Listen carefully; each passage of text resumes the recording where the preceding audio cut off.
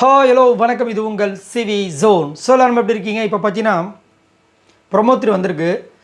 கண்டிப்பாக வந்துட்டு எனக்கெலாம் எமோஷன்ஸ் ஆகிடுச்சு, கண் கலங்குற மாதிரி ஆகிடுச்சு. ஏன்னா அந்த பொண்ணு இந்த வாரம் எவ்வளோ கஷ்டப்பட்டுருக்கு. தனியால் நின்று இத்தனை பேருக்கு சமைச்சு, அதுலேயும் நிறைய பேர் நொட்ட நொடுசெல்லாம் சொல்லி கேவலப்படுத்தி, சபரி விக்ரம்லாம் கேமரா முன்னாடி போயிட்டு இதெல்லாம் ஒரு சாப்பாடா இருந்தாலும் அவங்கள நம்ம வந்துட்டு சொல்லுவோம் அப்படின்னு சொல்லி, பீரியட்ஸ் வேறு, வெரிகோஸ் வெயின் வேறு, தனியாக ஒத்தால நைட்டு ஃபுல்லாக முழிச்சு 3 நாளும் பண்ணி உங்களுக்கு கொடுத்தா, இவரும் நடுவில் உடம்பு சரியில்லாமல் போய் படுத்துக்கிட்டாரு. நடுவில் லாஸ்ட்டாக பார்த்தீங்கன்னா கையில் அடிபட்டு, இதில் வேறு வந்து இதுக்கு ஒரு லெட்ரு வேறு அவரே சொல்லி எழுத வச்சு குட்டிவாளன் கையை இது சேதப்படுத்தி விட்டு, அந்த இவர் தர்மலிங்கம் சாரை தன்வசப்படுத்தின்னு லெட்டரெலாம் எழுத வச்சு இவர் சொல்லி திவ்யா எழுதி அந்த மொட்டை கடைசி அவ்வளோ பெரிய பிரச்சனையை ஆகி இவ்வளோ விஷயங்களும் பண்ணதுக்கப்புறமா சாண்ட்ரா கிட்ட சொல்லியிருக்காப்புல, இது சின்ன அடி தான், நான் விஜய் பார்வதியை வேலை வாங்கணும்னு சொல்லிட்டு. வேலை வாங்கணும் தான், கரெக்டு தான். வேலை செய்யாதவங்கள வேலை வாங்கினா கரெக்டு. ஆல்ரெடி முடியாமல் முழிச்சிட்ருக்கிற அந்த பொண்ணு வேலை வாங்குறது என்னையா உனக்கு இது? அதுவும் நீ கையில் அடிப்பட்டப்போ ஆள் கேட்டு அங்கே வந்து கதறினாங்கள, ஒருத்தங்க கூட வரல. நான் வேணால் சும்மா ஹெல்ப் பண்ணுறேன்னு சொன்னியே, உனக்கெல்லாம் மனசாட்சின்னு ஒன்று இருக்கா? ஐயோ எப்பா என்ன அது? போன வாரம் வந்துட்டு உன்னை பற்றி பிரஜன் பேசலான்னு சொல்லிட்டு அந்த துள்ளல எங்கள் ஏரியாவுக்கு வந்து ஹேன்னு சொல்லிட்டு போட்டேன்னு. இப்போ நீ பண்ணதுக்கு பேர் என்ன? இப்போ இந்த மூஞ்சி எங்கே போய் வச்சுப்ப? குறும்படம் மாதிரி போட்டு கிளிக்கிறாங்க. இப்போ அதை பார்க்கும்போது நம்மளுக்கு அப்படியே ஒரு மாதிரி ஷாக் ஆகிடுச்சு.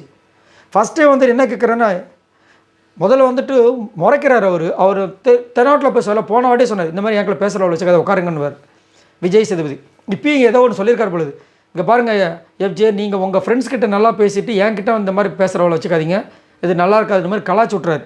அதுக்கப்புறம் வந்துட்டு நீங்கள் வந்துட்டு அதாவது எஃப்ஜே சொல்கிறாரு, நான் வந்து கன்ஃபியூஸ் ஆகிட்டேன் அப்படின்னு ஒரு வாட்டி சொல்லும்போது அவர் வந்துட்டு இங்கே பாருங்கள், அவங்க வந்து ஹெல்ப்பு கேட்குறாங்க, அப்போ உங்களுக்கு ஒன்றும் பண்ண முடியல, அங்கே ஒரு பிரச்சனை நடக்குது, அப்பயும் பண்ண முடியல. கேட்டால் நான் கன்ஃபியூஸ் ஆகிட்டேன்னு சொன்னால் அது என்ன அர்த்தம், இதுக்கு என்ன பதில் அப்படின்ட்டு ஸ்ட்ரெயிட்டாக சாண்ட்ராவை கேட்குறாரு. சாண்ட்ரா எஃப்ஜே என்ன சொன்னார்? இல்லை அது ஒன்றும் பெரிய அடி இல்லை, நான் பார்வை வந்துட்டு வேலை வாங்கணும் தான் பண்ணேன் அப்படின்னு சொன்னோன்னே எனக்கு அப்படி இதுவாகுது. இந்த பக்கம் எல்லாருமே ஷாக் ஆகிறாங்க. பிரஜனுக்கு கூட சொல்லலை சாண்ட்ரா. ஒரு வேளை இதை கேட்கணும்னு நினச்சி அவங்க சொல்லாமல் இருந்தாங்களா, இல்லை அந்த இடத்துல போட்டு உடைக்கணும் எஃப்ஜேவை பற்றி முகத்தரை கிழிக்கணும்னு நினச்சி சொல்லாமல் இருந்தாங்களான்னு தெரியல. அப்படியே எல்லாருமே ஷாக் ஆகிறாங்க. இவங்க அப்படி கண் கலங்குறாங்க. ஏன்டா என்னை இப்படி வந்து ஏமாத்துறான் அப்படின்னு சொல்லிட்டு அழுகுறாங்க. பா ஒரு மாதிரி ஆயிடுச்சு. இதெல்லாம் வந்துட்டு மன்னிக்க முடியாத குற்றங்க. ஏன்னா அவர் கையில் அந்த மாதிரி பட்டவொடனே அந்த பொண்ணு எதுவுமே சொல்ல, நீ ஹெல்ப் பண்ணிட்டு பண்ணுது. அப்போ அவர் எவ்வளோ பேச்சு பேசியிருப்பார் தெரியுமா? எவ்வளோ பேச்சு. முடியாது, இது கையில் அடிப்பட்டு நான் என்ன பண்ண முடியும் அப்படி டவாலின்னு அந்த பொண்ணு தனியாளாக நைட்டு ஃபுல்லாக பண்ணி தூக்கம் எந்திரிக்க முடியல. இவர் ஜாலியாக போய் குளிச்சுட்டு வந்து அப்பயும் சண்டை. அதுக்கப்புறம் நடுவில் பண்ண முடியாது போயிட்டார். இப்போ கடைசியில் பார்த்தா டூ மச்சுங்க. இதெல்லாம் மன்னிக்க முடியாத குற்றம். சரி, இதை பற்றி நீங்கள் என்ன நினைக்கிறீங்கன்றதை மறக்காமல் கீழே கமெண்ட்ஸ் பண்ணுங்கள். மறக்காமல் நம்மளோட சேனலை சப்போர்ட் பண்ணுங்கள். பாய் நண்பர்களே.